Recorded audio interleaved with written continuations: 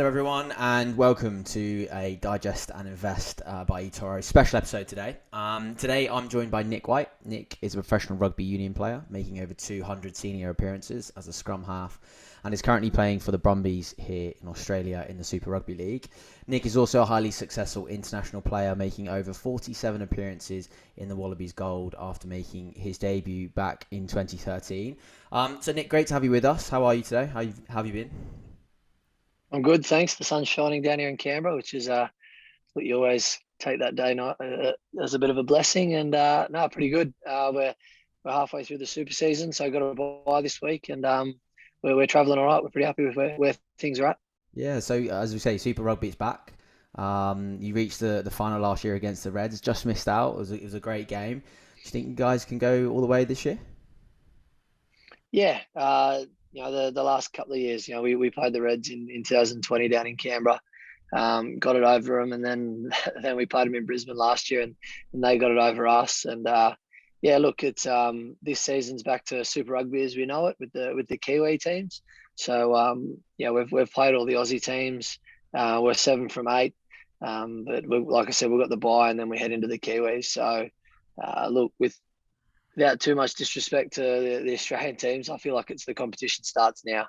The Kiwi teams are regarded as the best in the world, and it's been a long time since an Aussie teams lifted the trophy, the Super Rugby trophy, with the Kiwi teams involved. So yeah, we're pretty excited. We feel like we're in a good place, good bill of health, which is always half the battle going through the season, making sure you're injury free. I've only got 2 or 3 this year. I think last year we got to the Kiwi teams, and we excited to see how we go this year.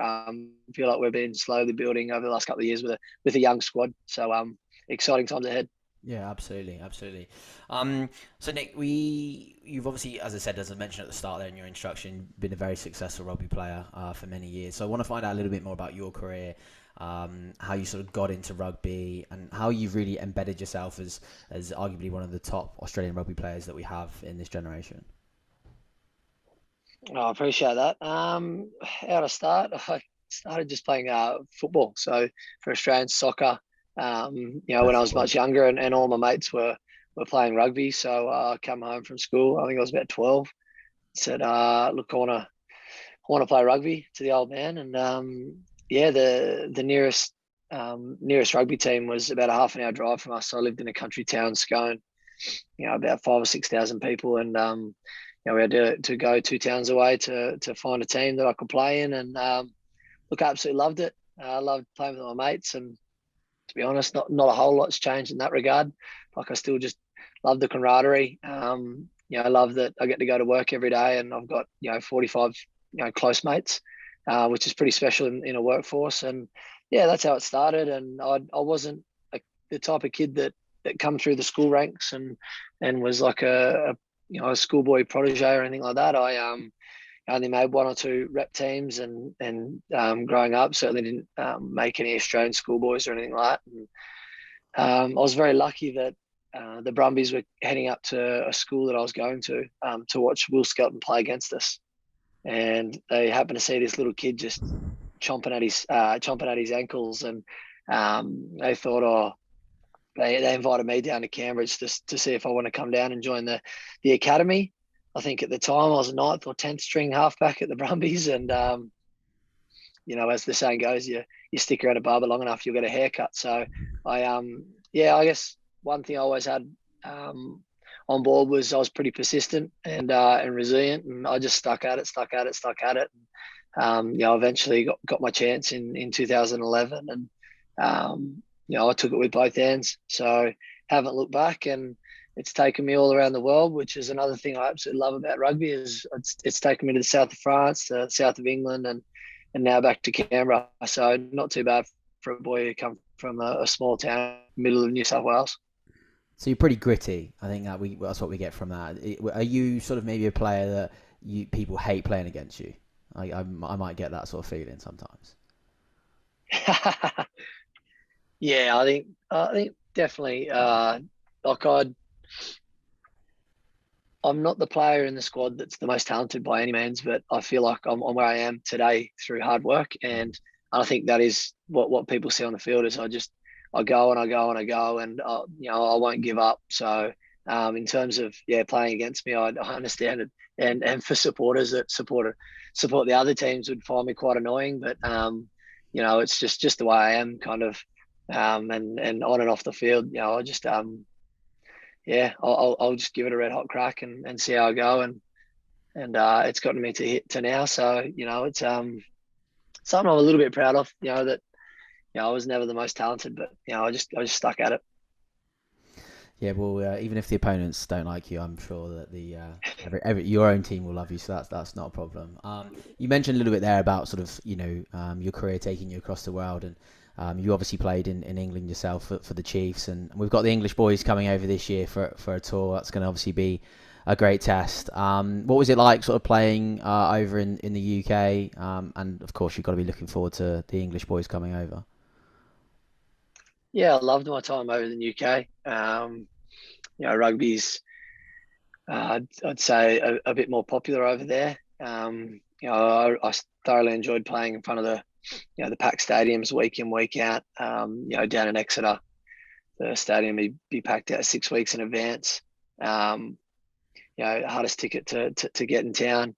And, the handful of times I got to play at Twickenham in finals in front of 80,000, that's pretty special. So, it was just a different vibe, I guess, over there to back here in Australia, and I absolutely loved it. I think I learned a lot being away from home about myself, and also learned a lot about rugby and the way it's played over there, the way it's played in France and the way it's played in the UK, and it's a bit different to how Super Rugby is. So I'm glad I got to bring those experiences back. I got the chance to bring it back to Australia, because I feel like I'm a lot better player, a lot more rounded player than what I was when I left.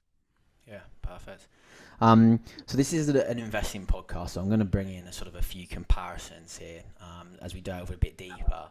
So we often say to new investors that they should tend to look long term with their investments. So we're not looking at the shorter term. Are there players that you've played with again across your career who maybe at first sight you didn't think they were going to be much, they weren't going to be winners, but then once they really bedded in, longer term they went on to become stars and players that you maybe didn't think at first they would be as good as they were? Yeah, there's been plenty. I think when you're young and you first come in, you'll have the handful of guys that are super talented, but it's the guys that are willing to work hard week in, week out, that'll eventually continue to evolve and get better and better, and they're the ones who have the long I guess careers. But one that really stands out is probably Scott Fardy. He's a guy that played club footy for 4 or 5 years when he first left school. Went over to Perth to find a gig, didn't get one, went to Japan to Division 2, then came back to the Brumbies in 2012 in one of my first years and playing, and Fards went on to become a Wallaby really quickly, and before he knew it went over to Leinster, won the European championship a couple of times, was nominated as European Player of the Year. He was arguably one of the best players in the Wallabies 2015 kind of World Cup kind of tilt at it. And he's a player that certainly at first look and even throughout his career, you'd look at him and you wouldn't think much of his, he's not like this Sonny Bill looking type. He's he's got shoulders like a brown snake and a bit of a belly on him, and he just a huge engine and a really smart footy player, and constantly blood all over his face from putting his head in dark places, and he's the type of guy that if you were ever going into the trenches with, you'd want him by your side. So he's a player that certainly at the start was no one gave really a crack to, and I think he was 26 or 27 when he got his first crack at it. So, but at 35 he was well established and certainly well paid, and I think he's now coaching in Japan. Very good, yeah. Well, he's definitely someone you want backing you up, maybe against the Kiwis or the English boys, someone behind you. That's what you need. Yeah, definitely. So again, bit more into maybe investing a little bit now. Obviously, we've had a few conversations about markets over the last couple of years, and one, have you always sort of had an interest in investing? And I guess, has that been sort of integral from a rugby point of view? As you were sort of growing up, I guess in the UK, from my perspective, when we look at something like the Premier League, we have things like PFA and player supporters. So has that been something that's been promoted to players over time? And then is it also a conversation as players that you have in dressing rooms, right? Do you have conversations about investing, and do you talk about that, when on your time off and things like that? Yeah, definitely. I think with rugby, like it's professional and it's fairly well paid, but it's certainly not a career that you can just go in, that you can save some money and by 35, or if you're lucky 35, guys retire at 30 or whenever. You're certainly going to have to use this period of when you're playing and being paid well to set yourself up to get ahead of the game.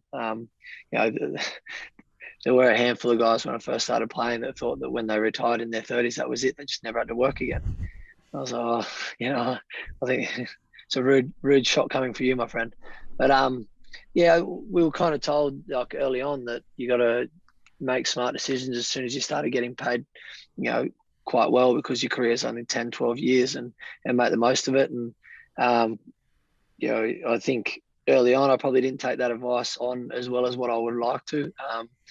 Certainly diversifying in property, and then also getting into shares and in the stock, and talking to you guys. It's something that I told you guys that I feel like I was a few years behind, and wish I had got into it sooner. And yeah, it's certainly stuff that we talk about in the dressing sheds quite a bit.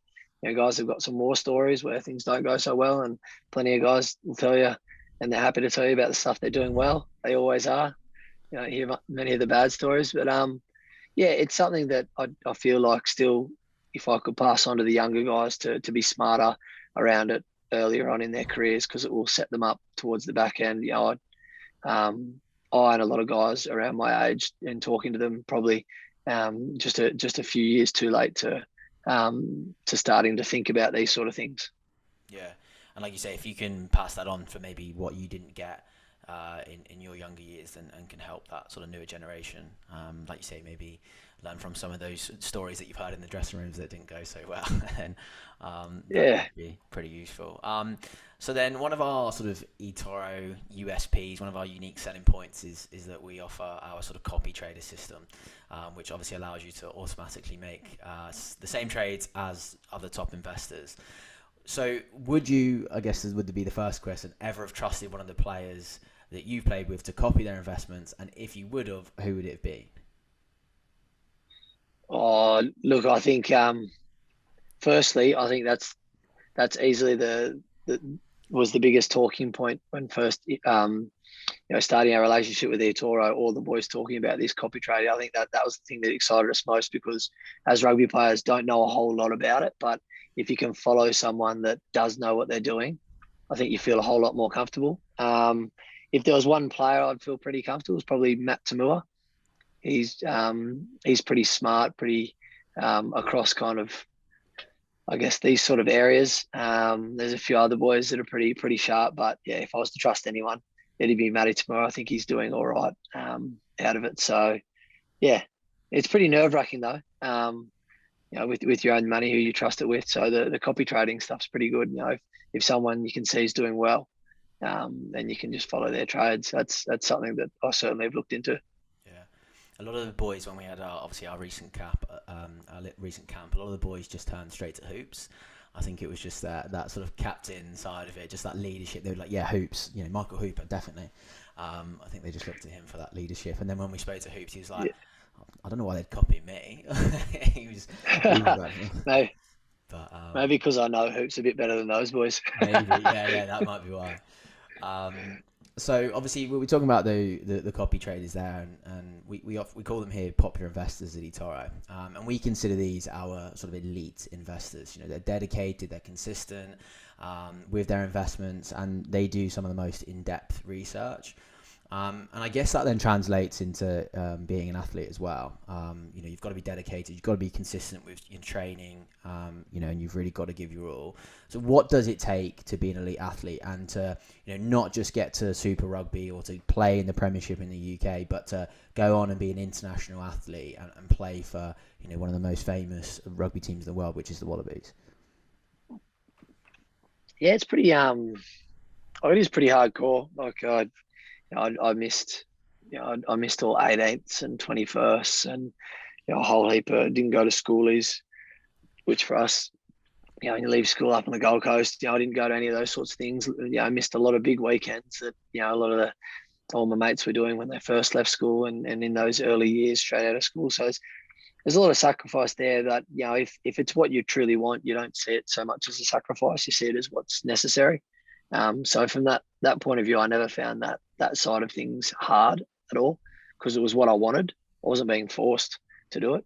And then I guess, there's plenty of things that you figure out along the way. When I first started training, I'd grab on the way home, grab a Kit Kat and things like that on the way home, and you quickly realise that you just can't be fueling your body that way.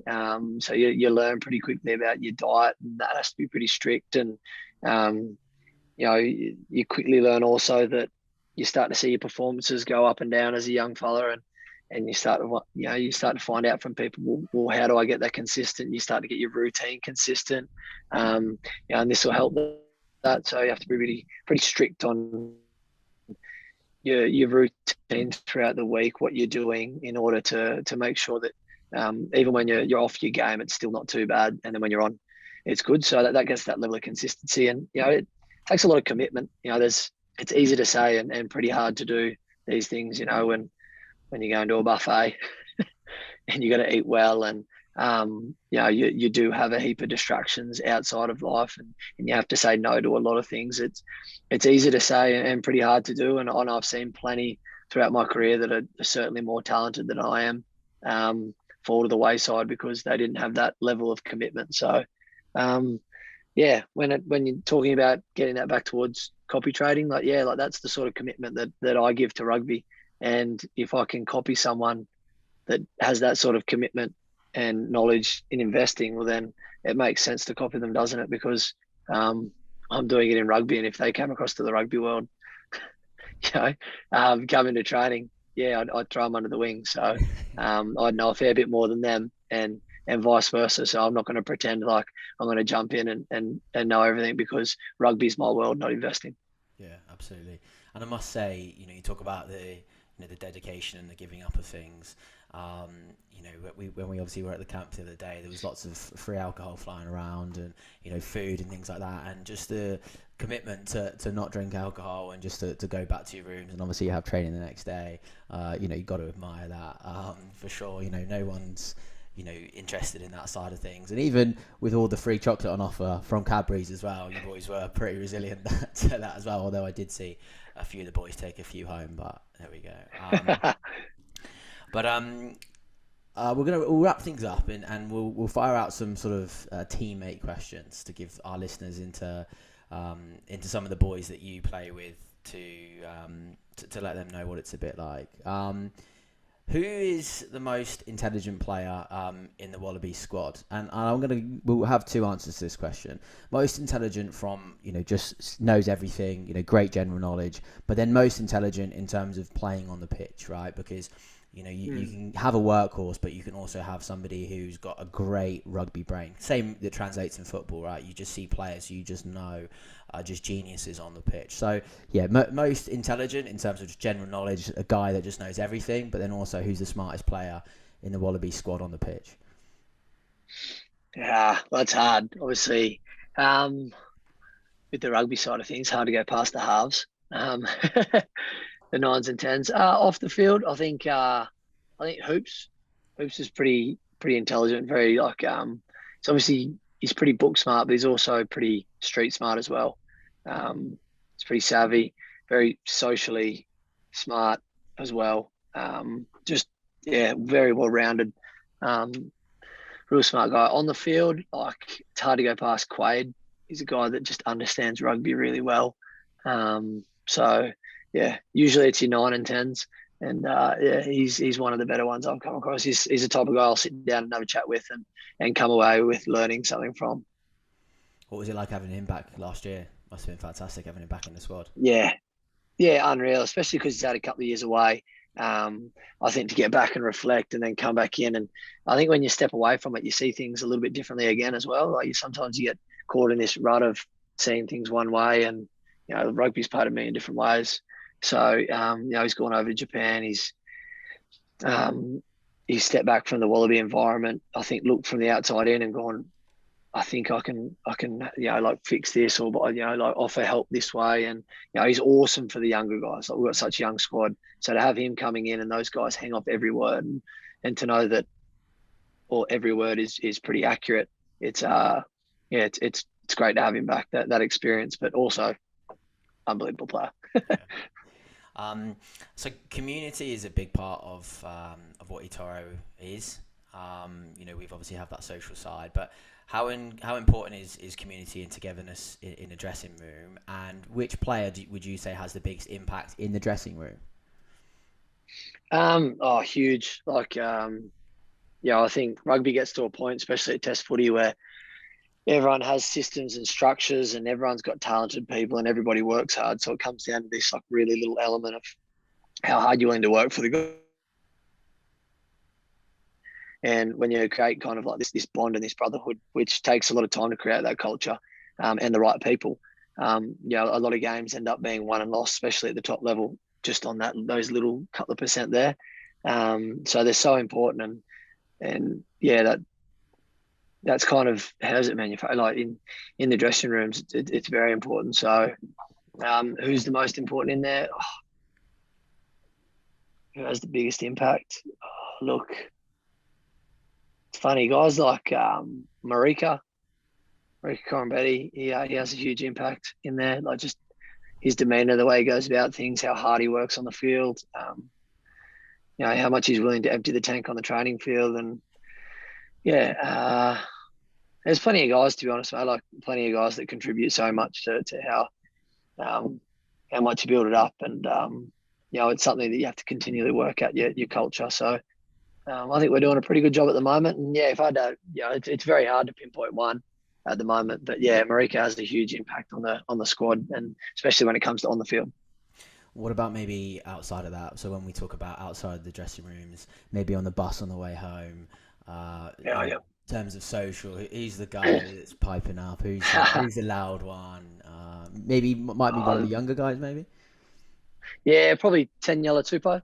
Oh yeah, that makes Anyhow, so yeah yeah, like makes sense, doesn't it? he's loud. Like if when he's on and when he's up, his energy, it's infectious. And it's like honestly, you can't walk around a hotel like with your guard down at all. He'll jump out, he'll scare you. He's always up to pranks. His energy in the gym, he's always dancing, always got music. Like that bloke is constantly on, and it's good to be around. I'll tell you, Yeah, and he's good to have a friend always like making that. everyone laugh. Yeah, you can see that at the camp. Yeah, If you're around him, you're yeah, laughing. exactly. Yeah, so like a guy like him, he's pretty infectious, and there's a few guys like him, but I think he's probably the biggest character, Yeah, socially off the field. yeah, and what a beast he's been on the pitch as well over the last year or so. Yeah, yeah, he's a good friend to have for a chirpy little halfback Yeah. like me. um, which player would you say maybe has the biggest talent away from rugby? Somebody who could have made it outside of rugby, but was so passionate about it. Is there somebody that's got a real talent that, again, when we talk about, after your careers, is there someone that you can Yeah. pinpoint that's going to go on and do something and be really successful away from rugby? Oh, yeah, it's a tough one, especially because all the boys are so young. Mm. It's hard to know. There's a couple of look. Nick Frost is a good DJ. Oh yeah, Yeah, he might do all right. I keep telling him, mate, you got to get out to Dubai with James Haskell.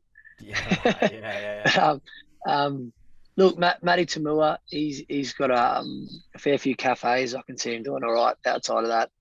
Um, trying to think a few of the other boys what they're up to. Hoops is in the wine industry these days, isn't he? Yeah, Hoops has got a bit of wine. I think he'll be all right. Yeah. He'll certainly set himself up all right. What's Quade? Quade's got clothes. That Okay. could go all Nice. right. He's a Yeah, pretty yeah, fashionable guy. yeah. Always looks the part. Tough industry to get into. Mm. But yeah, I don't know. Probably Tamua Cafe seems to be pretty safe, and he's got 6 of them, so I think he'll be all right. Yeah, everyone's gonna always want coffee. Um, Yeah. so again, we talked about community earlier, and I think with rugby and just most sports these days, there's a lot of a community focus. Youth sports, and just basically just everything around rugby, the fans, the youth, etc. Which player really dedicates themselves to that community, does a lot for fans, does a lot with the youth teams? Who's the most dedicated in that sense? Well, there's a couple that spring to mind. Like Teniar Tupou does a lot for the Tongan community. Same with Falaufainga, and guy Lockie McCaffrey. He's also done a lot for the youth in Union. Sends a lot of club kits from all 5 franchises across the Tonga, all the boots. But probably a guy Andy Muirhead. Yeah. He does a fair bit for the Indigenous community. He's always down at the club trainings down here in Canberra. He's a guy who's come through the system all the way through every step, and he understands it and understands the sport. We had a few Indigenous guys coming in train with us only a couple of weeks ago. It's just unreal to see the amount of effort he puts in to give him back, because obviously he came through that, and from that through to club, playing for Royals down here in Canberra, and then through the Brumbies, and he was in the Wallaby squad last year, and he's playing bloody good footy at the moment. So who knows, he might don that jersey this year. So he's a guy that he's fully committed to that, and doesn't go unnoticed.